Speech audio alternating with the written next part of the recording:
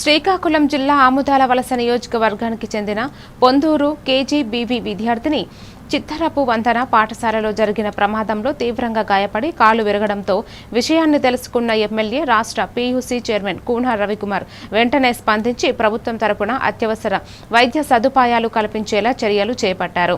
సర్జరీలు విజయవంతంగా పూర్తయ్యాక విద్యార్థిని ఇంటికి తరలించిన అనంతరం ఎమ్మెల్యే రవికుమార్ వ్యక్తిగతంగా ముందుకొచ్చి 50,000 రూపాయలు ఆర్థిక సహాయాన్ని అందించారు.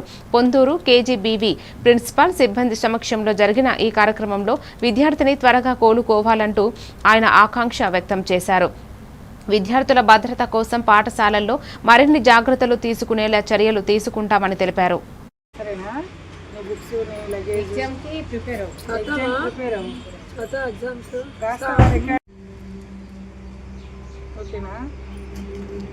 చదువుకోవాలి.